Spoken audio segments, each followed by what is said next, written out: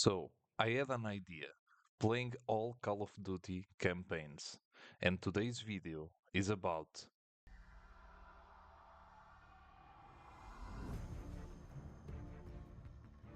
That's right, the one, the legend, the remember no Russian one. Let's just say, after playing this game and playing this particular mission, this isn't just great, it's an absolute masterpiece. So, stay with me. We're gonna drive into nostalgia, explosions, betrayal, and some of the best missions in FPS history. I'll go through a quick rundown of the story, then I'll share what I loved about the gameplay, the pacing, that iconic ending that still gives me some goosebumps to this day. By the way, I just played the game, finished the game yesterday, so yeah, let's do this. Alright, for anyone who hasn't played it in a while or haven't played the game just like me and want to get spoiled, by the way, this is a spoiler warning. So, here's a quick recap of Modern Warfare 2 campaign. The game picks up 5 years after Call of Duty 4 Modern Warfare. The world is in a chaos, and the main villain from the first game, Imran Zakhaev, has become a martyr. His followers turn him into a symbol, and suddenly Russia is filled with ultra nationalists who want revenge on the West. We start off playing as Private Joseph Holland, an army ranger training under General Shepard, until Shepard sends us undercover in a Russian terrorist cell led by Makarov. And then, boom. Yeah, the No Russian mission. That mission. That infamous airport massacre.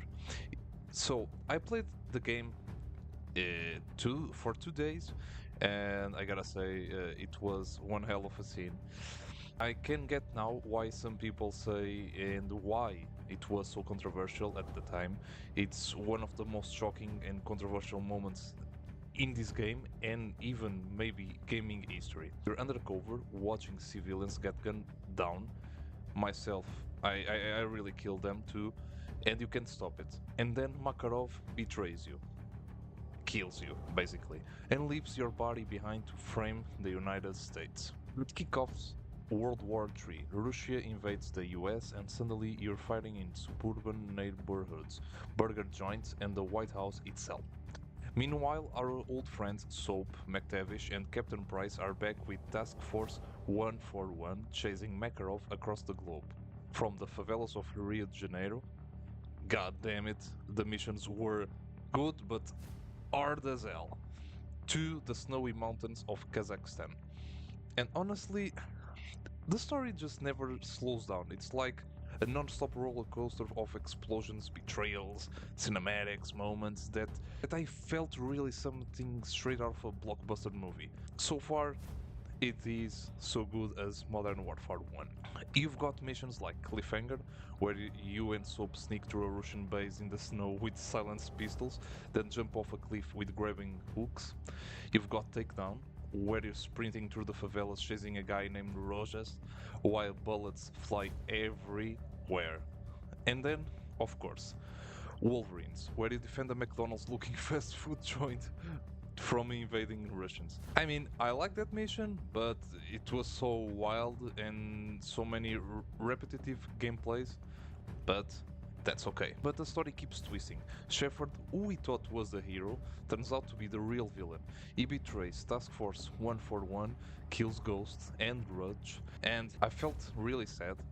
Still one of the most heartbreaking scenes in my COD experience so far. And then the finale, that legendary boat chase, the knife throw of Soap that kills Shepard and saves Price. Price then picks up Soap and the credits roll.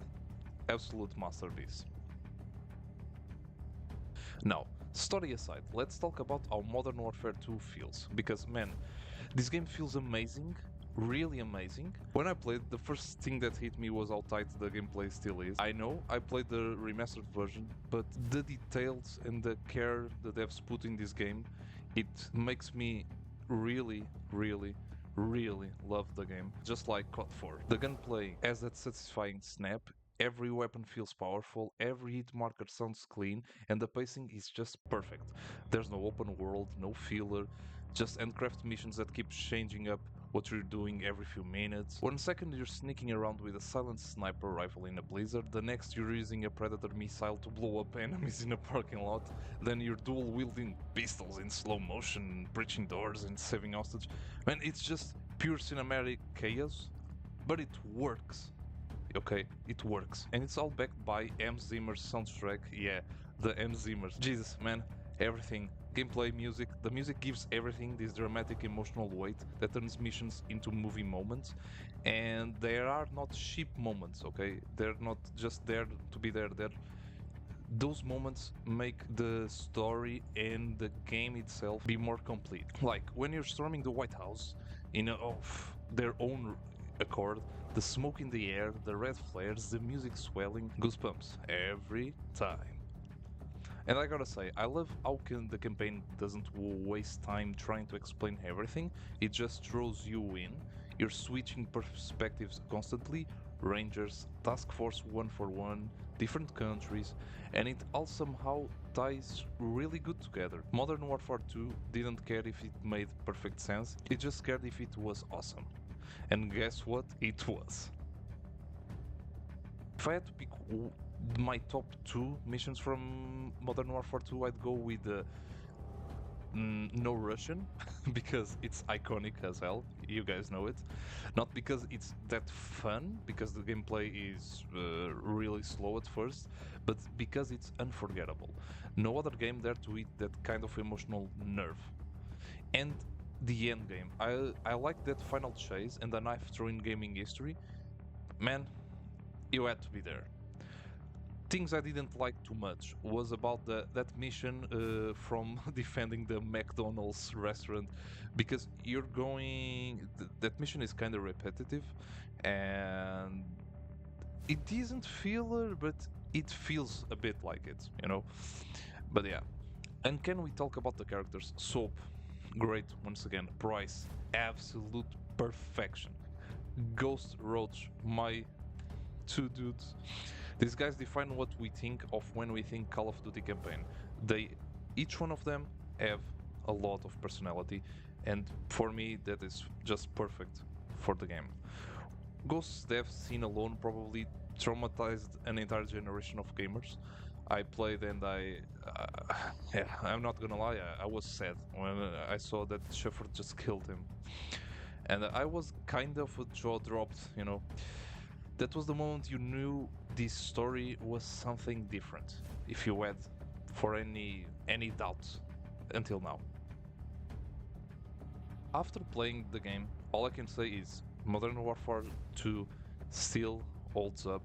It is an absolute masterpiece. I love the game. I can understand perfectly why so many people glaze the game, because it isn't glazing. This game is really, really, really good.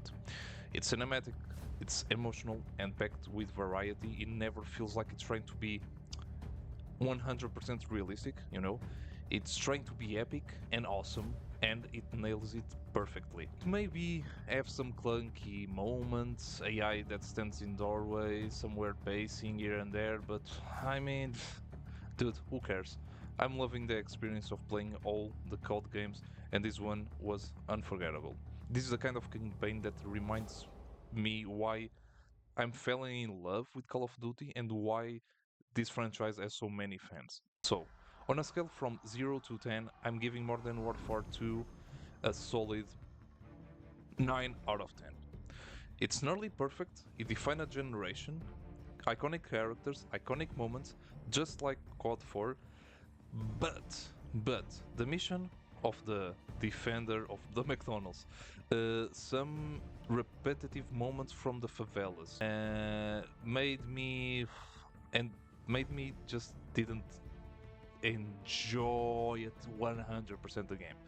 You know, even the second mission, or first, as you can call it, where you go into a snowy storm with soap. I liked the mission, but I didn't like that kind of stealth mission, you know. But that are really my only complaints. I know I'm kind of nitpicking, but yeah, it can't not be an 8. It cannot be a 10 for me, but it's a solid 9. So, if you like the video, drop your favorite Modern Warfare 2 mission in the comments, tell me what you liked about the game, hit that like button if you enjoyed this nostalgia trip, and please don't forget to subscribe. Thanks for watching, and remember, peace!